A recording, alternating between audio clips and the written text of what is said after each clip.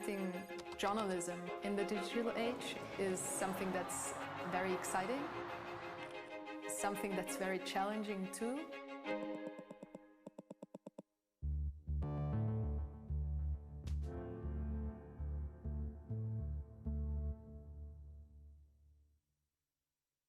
Welcome to the very first Facebook Journalism Project Hackathon. One of the key parts of the Facebook Journalism Project is bringing together the news industry with engineers, product developers from Facebook so that they can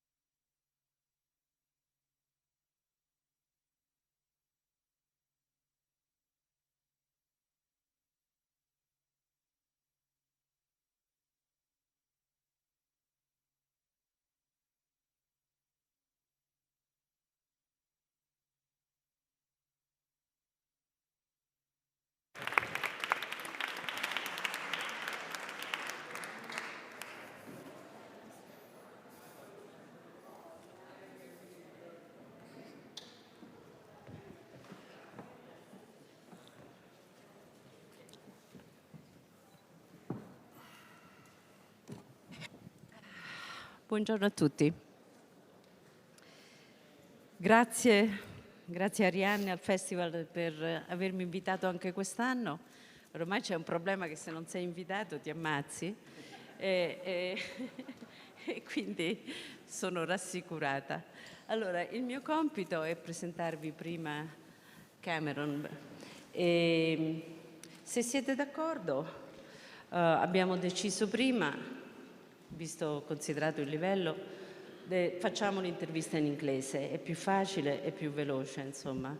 E quindi, se mi permettete, passo direttamente alla presentazione di Cameron Barr, who is managing editor of the Washington Post. Managing editor is translatable in Italy with vice direttore esecutivo. Raymond Barr has a long history in journalism. He has been, before being named in 2015 managing editor, but by the then relatively new editor of the Washington Post, Martin Barrow. Before he was in the Middle East for the Christian Science Monitor, and then has had a long career in the Washington Post bureau in Washington, covering all sorts of important issues that have become more and more important on his way up to the rank. Before he was number 2 as a national editor, and then he became a national editor. Let me give you, I have here the speech that Martin Barron, the executive editor, made in 2015 to present him as a new managing editor of the Washington Post. He speaks of him like Cameron as a driven, focused, and super smart journalist. I don't think you need this translation for this. It's used a lot in Italy too. What Martin Barron, says about Barr is that Cameron, which I think is important for this meeting, also embraced the post-digital aspiration. He oversaw the launch on PowerPost and the Daily 202. Of his career, I think I will say something short, but I think what is important is his achievement also recently first as a deputy national editor and then a national security editor and Middle East editor. He has worked on major issues like NSA revelation, and the issue of Secret Service, and also the shooting at the police, particularly the Ear Police shooting database. So I simply pass the floor to Cameron Barr, okay, and he will make a speech, and then we will have a Q&A, and then there will be answer from the audience. Thank you. Thanks, Lucia. I'm going to use this.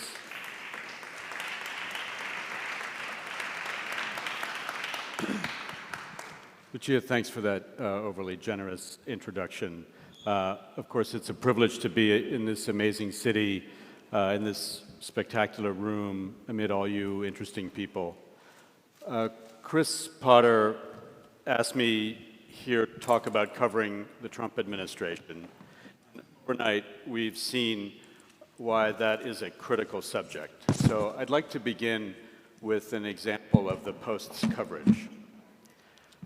One Wednesday in early February, a small team of Post reporters confirmed that Michael Flynn, who was then President Trump's national security advisor, had spoken in late December with Russia's ambassador about sanctions the Obama administration was imposing against Russia. Now, as many of you will recall, Obama was doing this to punish the Russians for their efforts to manipulate the American presidential election. The call between Flynn and Ambassador Sergei Kislyak was news for two reasons. One was that some of our sources had expressed the concern that the conversation was inappropriate, given that it took place when Trump had not yet been sworn in as president, and it might have given Russia reason to believe that the new administration would ratchet back the sanctions once it was in power. The second reason was that the description of the content of the call contradicted statements by Trump White House officials that no such conversation had ever occurred. So on that Wednesday afternoon, one of our reporters, Karen DeYoung, had a previously scheduled interview with General Flynn at his office at the White House. So she asked him whether he and Kislyak had indeed discussed sanctions, and she made clear to him that we had sourcing indicating that that is what they had discussed. And the answer that he gave her was no. He said it twice. So Karen came back to the office and told us what he had said. I have to say, we were a little perplexed. Usually, people will admit the truth when they are presented with evidence by reporters who have pieced something together, even if they don't like it or don't want to admit it. But in this case, that was different. And so we did what people in newsrooms do in situations like this.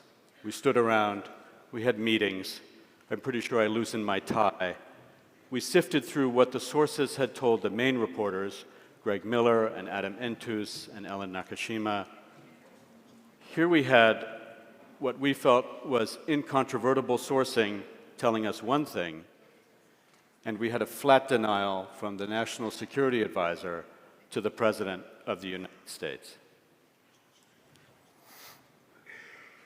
The reporters believed their sources, but the sources were on background. We could describe them as current and former US officials, but we couldn't name them. Flynn was on the record twice. So that was a tough call. My boss, Marty Baron, the executive editor of The Post, decided that evening to hold the story. In the face of Flynn's denial, we couldn't be absolutely sure that what we had was true. And a story that asked people to believe anonymous sources over Flynn would have confused readers. Marty asked us to keep at it. The next day, the reporters got additional sourcing, people who corroborated the earlier accounts. We kept pushing the White House, and Flynn's story shifted. He started to say he could no longer recall what he and Kislyak had discussed. In other words, he dropped his denial, and we published our story. And I recount all of this because it demonstrates something about journalism that is both simple and profound. If something is true, it's true. If you have hold of the facts, even a powerful person or institution can't just make them go away. But the experience also taught me something about the Trump administration's relationship to truth.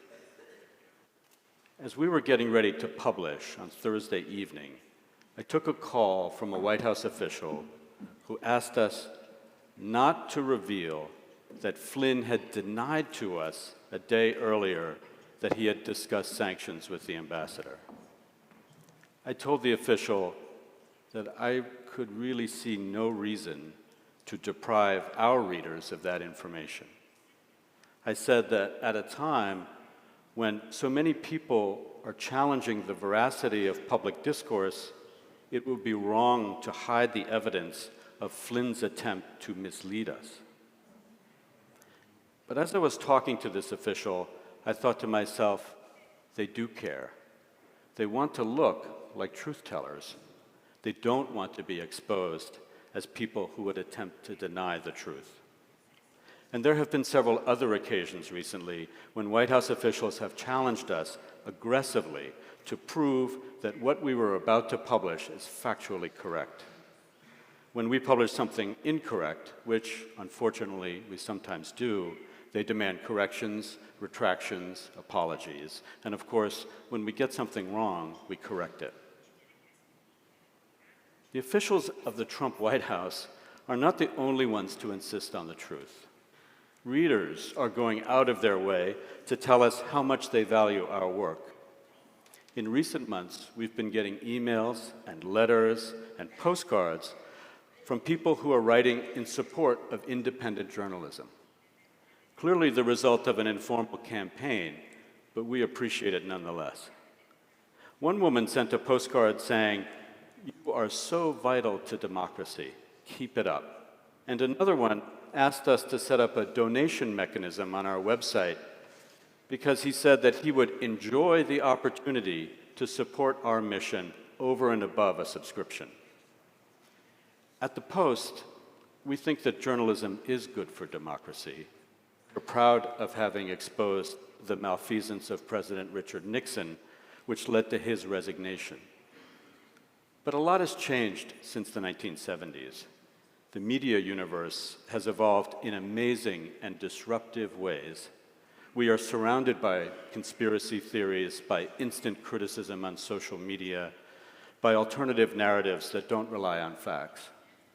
A day is no longer a news cycle. A day is a vessel for multiple news cycles. So is the postcard writer correct? Are we still vital to democracy? And my response is that even in these circumstances, the truth matters, and the answer is yes.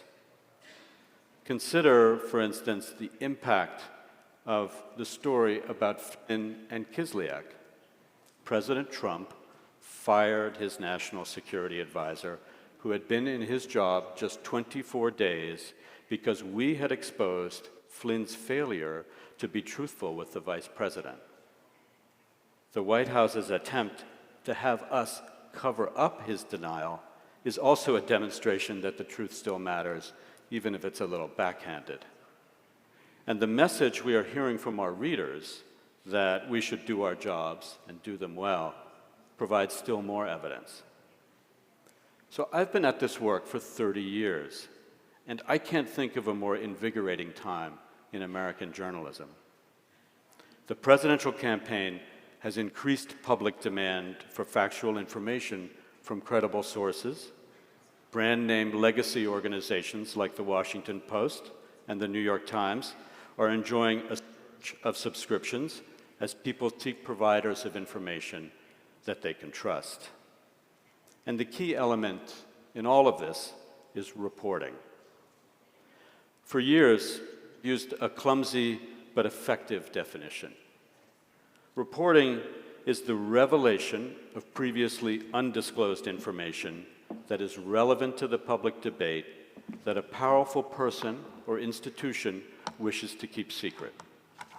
Sometimes that third factor, the secret part, isn't present, and you can still have a terrific story.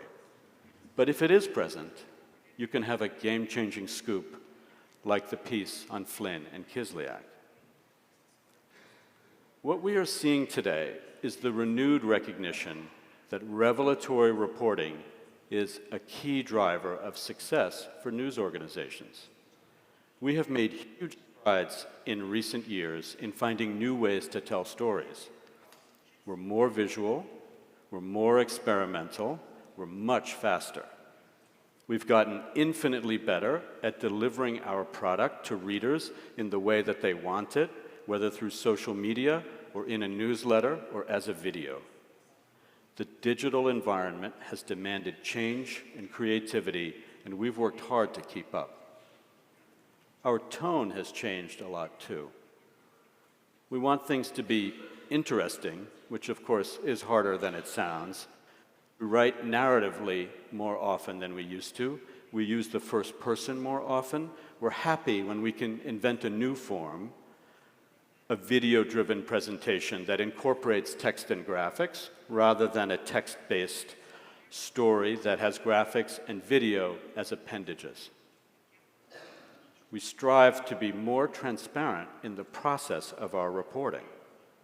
Post reporter David Farenthold did terrific work last year exposing Donald Trump's somewhat tortured relationship with charitable giving. David invited readers to be part of his effort, asking for help in tracking down information. At one point, David was searching for a portrait of Trump that the businessman had purchased at a charity auction. Trump had used $10,000 from his foundation to buy the painting. Now, people who maintain charitable foundations aren't supposed to use those resources to buy things for themselves or that might benefit their businesses. It was important to find the portrait, to learn where in the world it was. The Trump campaign and the Trump organization weren't very helpful. So David tweeted a picture of the painting to his followers. Within a day, a reader answered that query. She had identified the painting in photos posted on the web by people who had visited a Trump resort in Miami. Once David learned that, he put that news on Twitter. Enrique Acevedo, an anchor at Univision, saw that tweet. He booked a room at the resort, which is close to Univision's studios in Miami.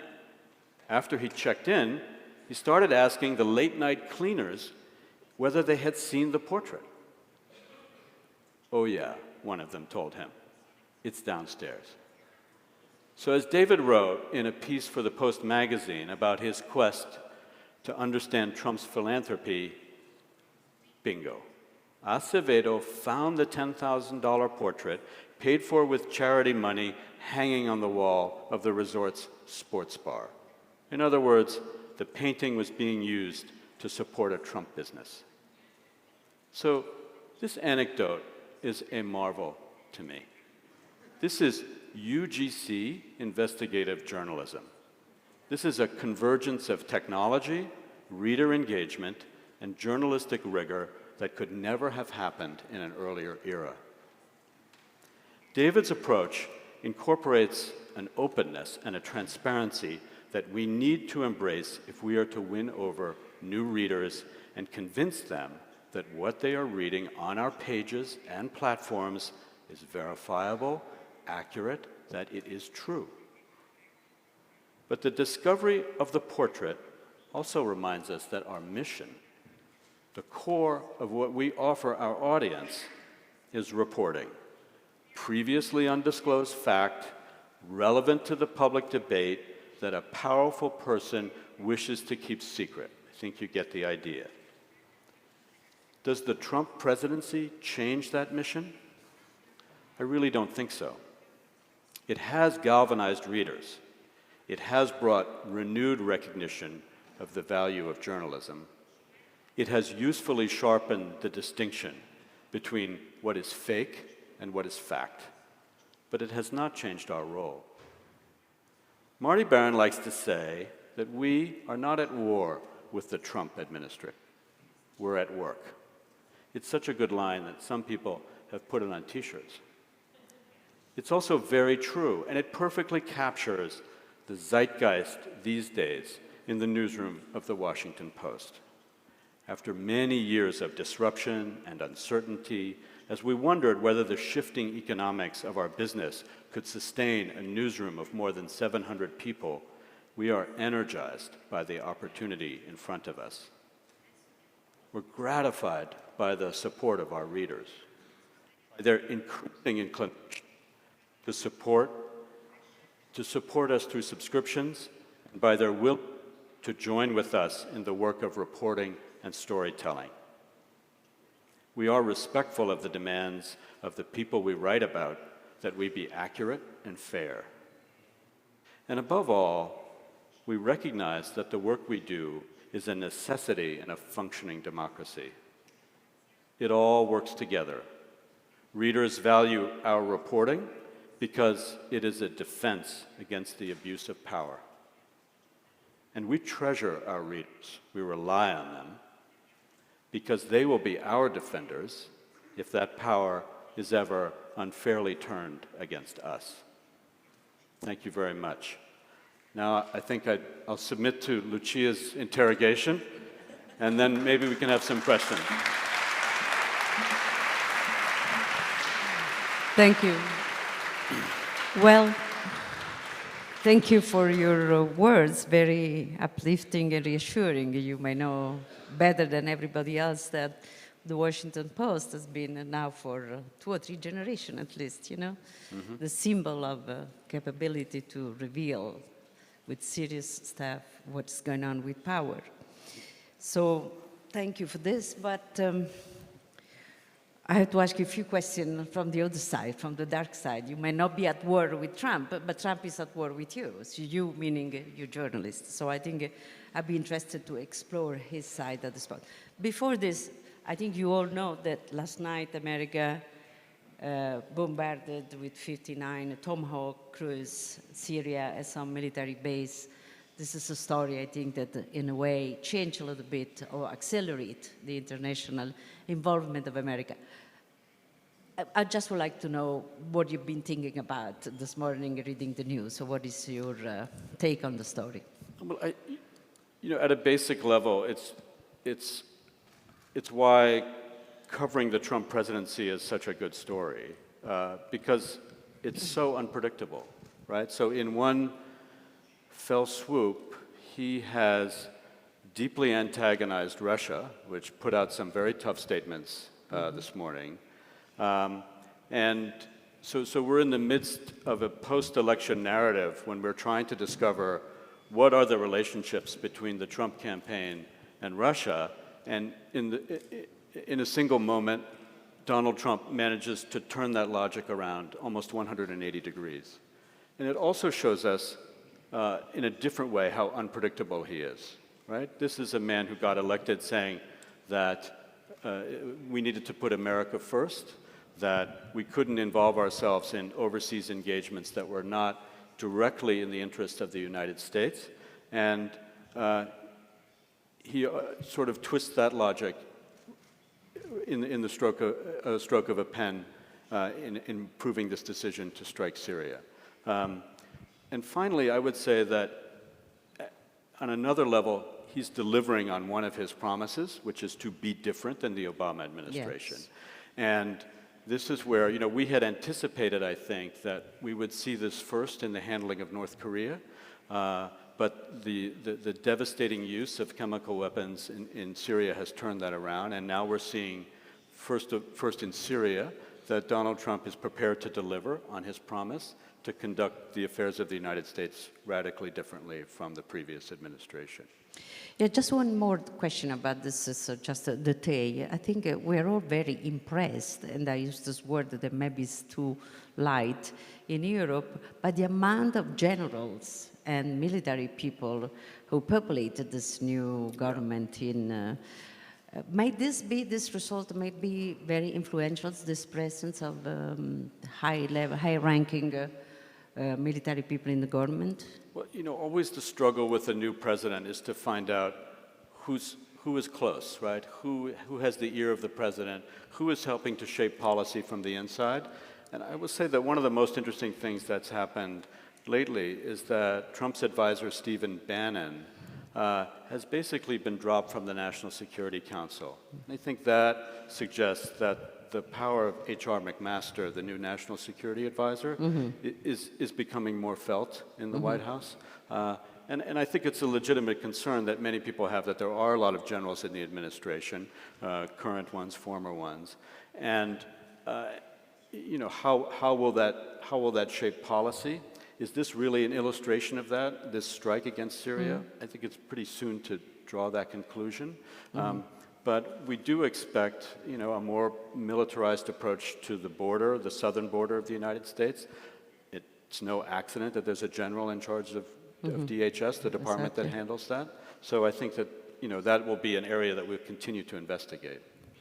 Thank you. I would like to continue on this, but it's very fascinating. But this is a festival about journalism. So we return to our little big interest. So the point of view of Trump on big journalism, you know. I think this is the first time in my memory that a president of the United States wins the election thanks to the fact that attacks the New York Times and the Washington Post. Yeah. You know, no politician before would have dared to say anything like this. And it was extremely popular, you know. So has this been something significant for you? I mean, like, does it tell you something? And what? Well, it's a complex question. I mean, on the one hand, yes, he vilified us during the campaign. He referred to the press as the enemy of the people. That, by the way, is on the front of the same T-shirt that has Marty's "We're not at war" quote on the back, but I digress. At the same time, when he wants to get the message out, when he decided that his new healthcare bill could not pass Congress, how did he disseminate that news? He called first a reporter from the Washington Post, who immediately tweeted, "I have Trump on the phone. They're going to pull the healthcare bill." Then he called a second reporter, I think, from the Wall Street Journal. His third call was to a reporter from the New York Times, right? So I think in that you see that he is as reliant on our ability to communicate with voters and with people as any previous president. You know, as to the vilification of the press, you know, I sort of see that in two ways. Yes, the press is always subject to public criticism, to the criticism from politicians who don't like the work that we do. That's fine. That's part of the territory. But I would point you back to what I talked about in my remarks, which is that we're seeing in this day and age an outpouring of support for independent journalism, for the kind of fact-finding and reporting that we can do. So from where I sit, it kind of balances out, and I really appreciate the support that we get from readers. I would like to stay on these issues because I think in part we share in Europe the same experience, at least on this. You know, I think politician is true. They always want to dominate the press. In Italy, we have a long experience from the right to the center-right, the center-left. Any new guy come in and attacks you, you know. And as you rightly say, if we write something wrong, they immediately put out a story that denies it. If they don't do the denial, then it's true. You know, this is so it's pretty easy, the dynamic between a journalist and politician. But in this case, in America, seems that there is the same phenomenon that in Europe. The journalist is seen as a part of the elite, as a part of a class completely detached from the real people, the real feeling. And in fact, if I may say, I think people who feel this way in Italy may not be wrong, you know. I respect people that say that we are more and more detached from reality. And you can see this from the fact that even legacy newspapers are falling in their circulation. So is there something true there? Well, I'll just tell you one brief story. So right after Trump referred to the press as the enemy of the people, one of my colleagues who was on the editorial page wrote a column about some of the people on the staff of the Post. And he wrote about, first of all, one of our Pentagon reporters who is a combat veteran whose best friend was killed in Afghanistan. And then the columnist went through several people on the Post staff, right? There was the son of a Lutheran minister. There was the son of, or the daughter of a farmer. There was the son of a policeman. Then people started to tweet in response to that. I wrote that I was the son of a World War II veteran and a Foreign Service officer. And you started to see, and I think the columnist's name is Dana Milbank, you started to see from this column that, in fact, journalists are just as much the people, right? They come from a variety of strata of society, that we are not quite so elite and quite so removed from in the way that politicians would like to portray us. And yet, and this is the last question, but I have to have one more question on this. If you see Brexit, you know, mainly the big newspaper like Financial Times, above all, and the Wall Street Journal, you know, the most two influential newspaper in Europe on the market, they were completely unaware that Brexit could win. And I think the same goes for Trump. You know, well, I belong to the Huffington Post that really took the wrong line. And I said this a long time ago, I said this to Arianna, I said, we cannot play Trump in the third column, you know, the fun column. And when I said he may win, Arianna went like, oh, but of course, you know, I think we were just a little bit more aware because we are European. So it is true, one thing, that the major newspaper and the major news organization have not been aware of what was going on in their countries. You know, I would say, in part, fair point. I would say a couple of other things as well. So, yeah, in contrast to HuffPo, I think we at the Post took Donald Trump more seriously from the very beginning. I could point you to a New York Times story right after HuffPo had put him in the entertainment column, and I was interviewed for that, and I said, anyone who polls as high among Republican voters as Donald Trump is going to be taken seriously in the Washington Post. You know, one other aspect of the story, I think the aspect of the story where we were weak is in covering what I think of as sort of the lower middle, the economic lower middle of American society, right? So journalists are drawn to extremes, right? Drawn to violence, drawn to stories of poverty, stories of suffering and struggle, right? But there is, especially in American society, the sort of lower middle class, lower working class strata whose concerns and whose frustration with the economy and with how society was evolving, those concerns were not as fully covered as they should have been. You know, when Trump started to gather steam, we started to pay more attention. And we wrote some very good pieces about the kind of support that he was getting, very good profiles of people who felt that frustration. But in the years leading up to the campaign year, I think you're right. I think we failed to understand sort of the working class disappointment with how the globalized economy was treating them. You can look at the numbers to understand why this is so, right? Wage growth has been very stagnant, even though overall economic growth has been acceptable. So is that a fault of journalists that we missed that story, that we failed to capture that disaffection? I think that's a fair criticism. Now, Martin Baron is famous for the famous Spotlight story, you know. Sure. He's a master of big journalism, very close to people. And you yourself have, you know, we told you your bio before. Have you ever sat down, the two of you, to discuss exactly what beyond the saying now, hey, how are we going to be closer to people? Have you been discussing between the two of you this? We have talked about that. I mean, the two of us, but also larger groups in the Post. You are the top but, of the...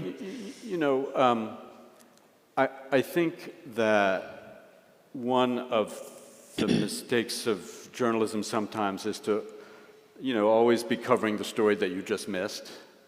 Right? So, you know, in our newsroom, there are lots of departments now that are very focused on Trump's America and trying to sort of capture something that we may not have been really great at covering in the run-up to the election, which is great. We want to pay attention in ways that we didn't before. We want to see things more clearly than we did before. But at the same time, we don't all want to rush towards that objective and then miss the next thing. The next story, right? yes. Because that's also part of our job, is to catch that. You were mentioning before how the journalism has changed since the 70s, focusing particularly, seems to me, to the interaction at this point, which is endless in terms of result, of different narrative, different media, different point of view, echo chambers moving against each other, etc. Now, the Washington Post has, in a way, has taken the first place in the row as a newspaper that is experimenting between new media and old media. Jeff Bezos per se is the symbol of this.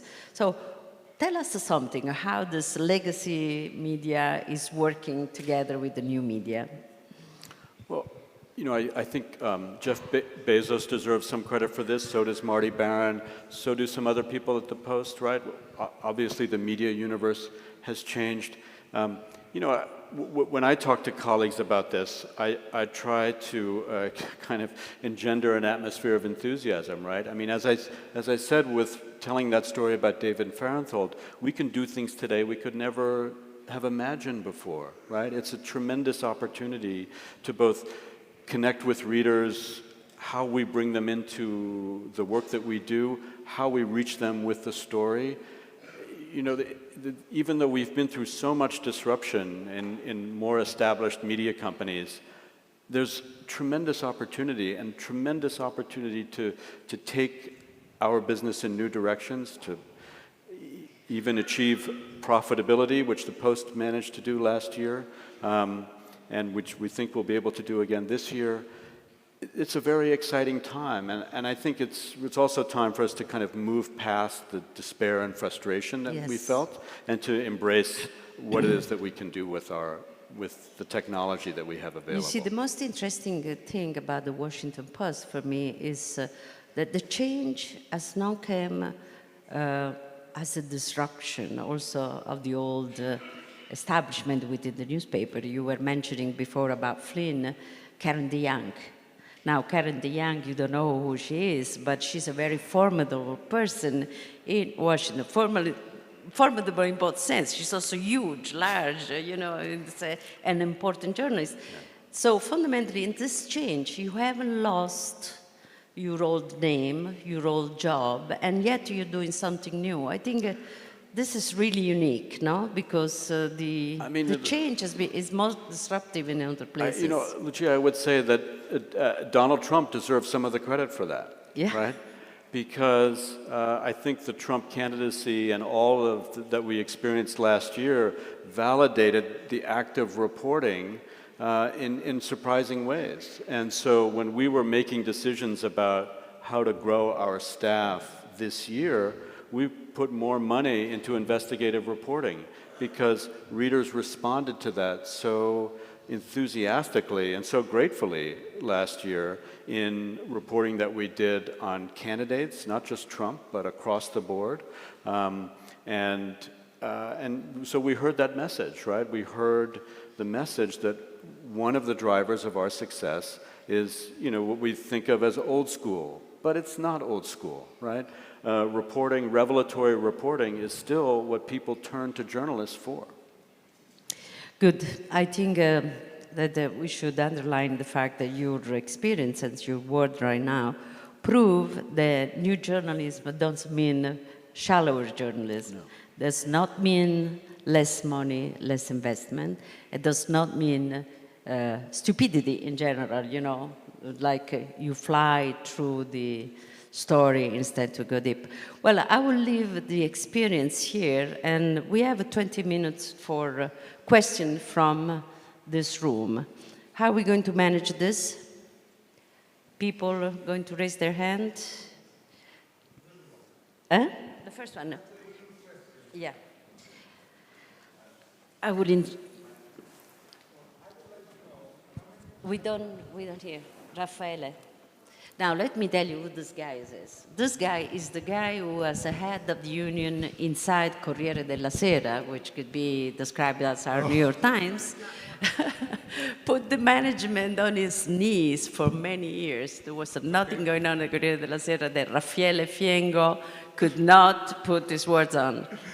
I want just to know how many journalists are working on today's worldview, because it's an interesting way of comparing with the paywall, I think. No, everybody can ask for this and receive it. It's very well done. Great. And I would like to know how many people are working on it and how many journalists, because this is the way to have quality journalism and paywall together. Yeah. So today's Worldview is a newsletter that we started, I don't know, 2 months ago or something like that, that is aimed at an international audience. It reaches Europe at 7 a.m. It's a morning newsletter. The answer to your question is that there is one principal writer, Ishan Tharoor, and there is one principal editor. But their job is really to leverage the work of foreign staff overall. And the foreign staff at the Post is about 18 correspondents overseas, and another dozen or so people in the newsroom. And some of those people, 3 or 4 of them, are focused on a blog called Worldviews, which is the sort of the parent of the newsletter. And that is, we put that together so that we could do more explanatory work about foreign affairs, because a lot of times stories come out of nowhere, and journalists are very, have the background, but readers don't. So we wanted to find ways to write explainers and Q&As and other things quickly that would help bring readers up to speed. I don't know the answer to that. I mean, I'm sure by now this is still a very new effort, but I'm sure it's in the hundreds of thousands. Yeah. Thank you. Any other question? There. Thank you. My name is John Murphy. I'm an academic from the UK. You've told us some stories that you've written about Trump and the administration. And last night, the President of the United States admitted that he'd watched something on television and launched an airstrike on the basis of what he'd seen on television. And his esteem to the public will go up as a result. Could you please tell me what sort of story would actually make a dent in Trump's popularity? Because any of these things would have brought down a previous president, for example, President Kennedy. Donald Trump has the lowest popularity, the lowest approval ratings of any American president since public opinion surveying has been established. I mean, I think his early track record has been a very challenging one, right? He's had to fire his national security advisor as a result of good journalism, I would argue. He failed to pass, one of the things that he promised voters time and time again was that he would pass a new system of healthcare in the United States that was cheaper and better. The plan that he put forward would have sharply limited the number of people who receive health insurance in the United States. It failed to pass Congress. A devastating defeat for a president in the very early days of office. So I guess I'm challenging the premise of your question a little bit. I think that his approval ratings are really lousy compared with other presidents, and I think that's a function of some of the aggressive reporting, both on television and in other forms of media, that he's experienced in his early days in office. I have a first, sir, and then I'll come to you. Okay, we can do the reverse. Diana Henriquez, a contributing writer with the New York Times. Sure. Hi, Cameron. Hi. Trump incorporated this unprecedented situation where the President of the United States remains the beneficiary of an extraordinary set of conflicts of interest that we've never really dealt with before. The U.S. isn't really as attuned to stories about crony capitalism as we have seen developed in other nations around the world. What particular challenges does this pose for you as the Post, this blend of a need for financial literacy and political savvy, and how are you trying to adapt to the Trump Incorporated world? A really good question. I think the answer is it's a little bit of a slow start. I wish we were doing better at that. It is complex. I think we've done some good work in how much taxpayers are being asked to pay to protect members of the Trump family, particularly his sons who are running the business, as they go overseas to promote their work. There's been some great reporting in the New York Times about how these conflicts are overlapping with the interests of the administration. There's been some really great, slightly whimsical reporting, but important nonetheless, about how often Trump makes use of his own properties in the conduct of his presidency. So he vacations or he takes weekends at Mar-a-Lago, this resort in Florida. And he is often at a Trump golf course or some kind of Trump business enterprise, which of course creates benefits for him as a businessman. So, I think the short answer to your question is we just have to keep at it.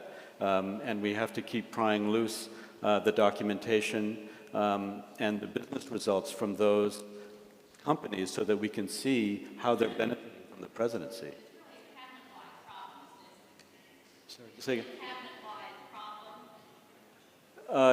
in many ways it is, yes, because there are so many business figures along with generals, to echo back to Lucia's point, in the Trump cabinet. And so many amateurs, right? People who've never held public office before.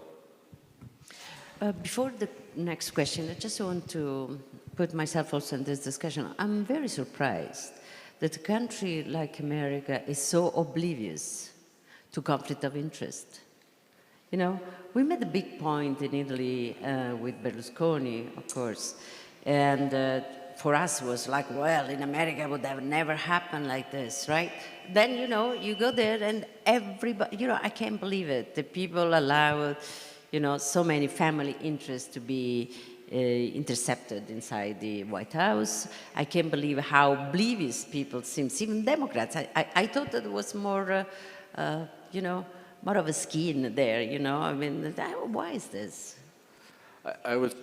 We're not so oblivious any longer. No, but no. We're working on that. No, I know, but you're the press. Yeah. But New York seems completely New York, just to say something. Besides, I think this is so New Yorkish, this story, it's so New Jersey, New York, all this area around here. I'm surprised that in New York there isn't a group of people just from the business that say, hey, you're taking so much advantage of this. This is not right. You don't need to be a Democrat to fight conflict of interest. You just need to be a wise businessman. So why is it the businessman don't say anything? Yeah, that's a good question. I think that,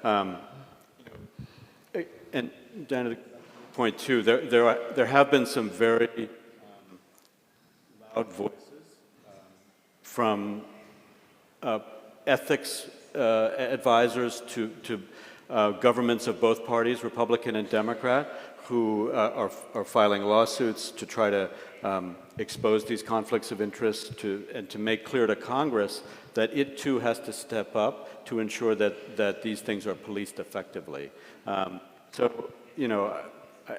think that America's catching up to Europe a little bit in the awareness. It's catching up to Europe. This is a good next questions. Yes, Yeah, this thank lady you so here much. and then the next one. Yeah, thank you so much. My name is Alexandra Pascalidou and I'm a freelance journalist, and I'm happy to hear that you mentioned Berlusconi because I'm surprised we are being so surprised about Trump. So what I'm wondering is, do you see similarities between Berlusconi and Trump, and what did you in Italy learn on how to treat personalities or presidents like that? Is this a question You should to take me that. or to... Yeah, to both of you. No, but definitely you should take that. I'll say this very shortly. Of course, since Trump started to be on a winning strike, my house, I'm married to an American reporter, you know, a former reporter, is writing books now, who of course, asks us exactly the same question. I mean, is he the same Berlusconi? Is the same thing like Berlusconi? And I always say no, on one base. Definitely one base. Trump is a person, as a populist who does not like the party system, and in fact was born out of bombarding the party system and everything that goes with the party system, including media, power, including the judicial, etc. Berlusconi, despite his good reputation, was a guy who came in with the same intention, but in fact built the party and tried to put himself within the institutional framework, which was his death at the end. You know, he tried so much to be part of the institution that find a big wall, institution big wall, because if you want to be part of the institution, then you have to pay for conflict of interest and all other things that you don't do politically right. I think Trump is out of this thing. Trump is Trump represents a new game, you know? And the question becomes to what extent he can win over enough of the Republican Party to actually be effective in creating legislation, right? I mean, one of the things that we've seen in the early days of the Trump administration is how strong our society is, both in the media, in people's inclination to organize, on the Hill, in Congress. You know, I think it's been a sort of an enlivening. Okay, I have there, and another one, and I think that will be it, because we have 5 more minutes, and I know that rooms have to be evacuated very fast, usually. Yes, thank you. I'm John Neri from the Philquick Daily Inquirer. The idea that we're not at war with the Trump administration, we're at work, is a great rallying cry, a paean to professionalism. 2 quick questions. One, does this mean you will never hire or run the work of good journalists who are avowedly against Trump? And number 2, how do you manage reporters and editors of the Washington Post who have very strong opinions against Trump? Sorry, would you give me the first question The again? first is, does this mean that you will never hire or run the work of very good journalists who are avowedly at war against Trump?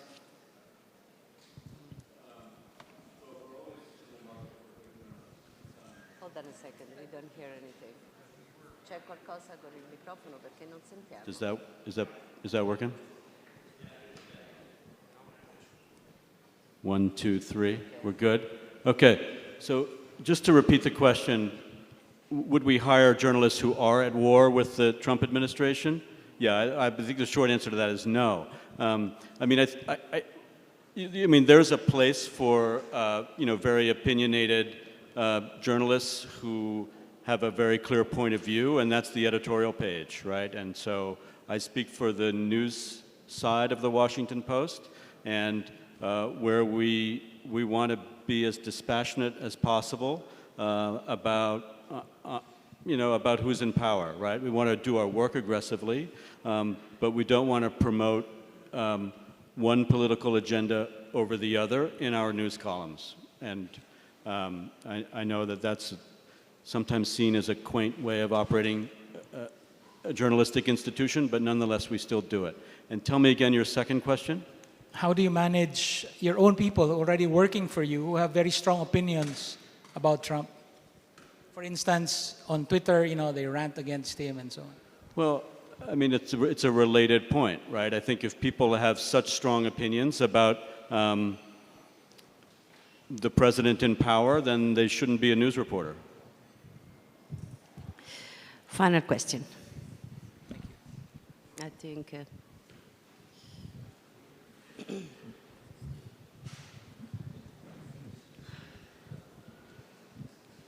Thank you very much. It's a really interesting issue for me as a Turkish journalist, and this is about the usage of language. Wait, aspetta, non sento niente. Am I the only one who doesn't hear anything? The use of language by mainstream media. In the past few months, for instance, in the New York Times, we see the usage of words like Trump lies, the word lie. With the Washington Post, it was more like a more politically correct language, we can say, I think.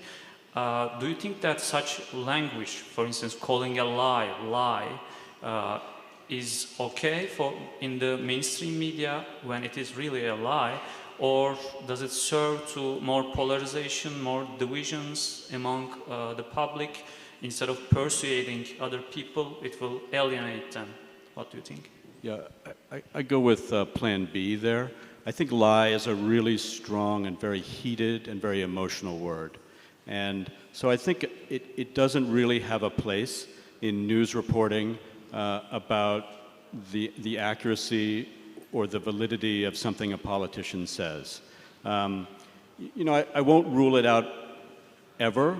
I think if you, to me it demands a certain kind of understanding of someone's intention in saying something false, right? So if we can show through reporting that, you know, the person had a report that said one thing, and we know that that person read the report, you know, a few minutes before he or she went on TV or went in front of an audience and said the opposite, then I think we would use the word lie to describe that.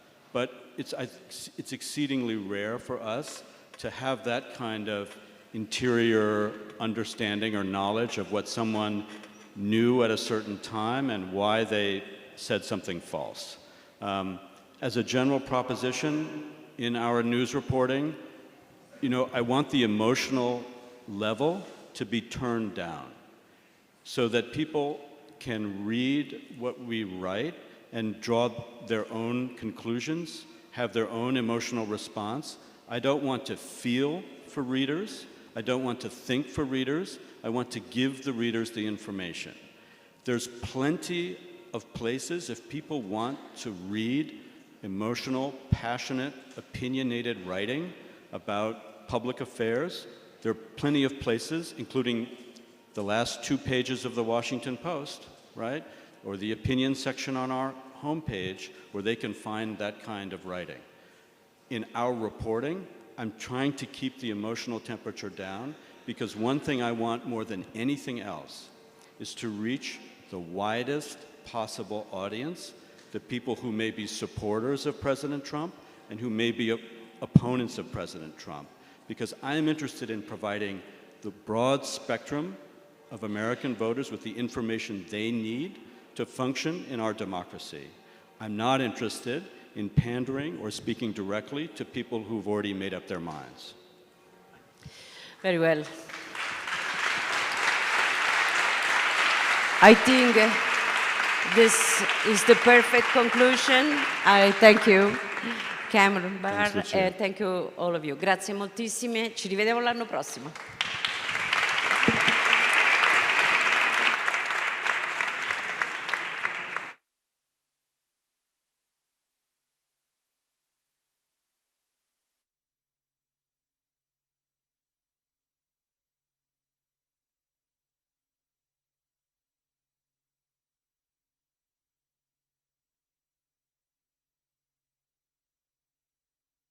I think you're the last person the world wants to upset.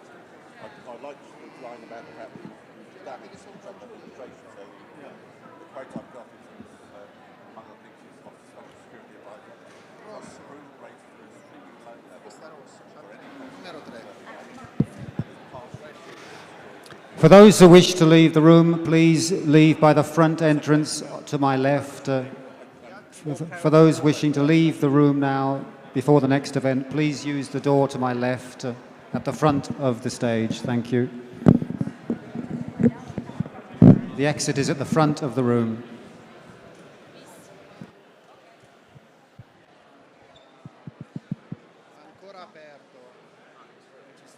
Si prega il gentile pubblico di lasciare la sala utilizzando l'uscita dietro il grande schermo. Grazie.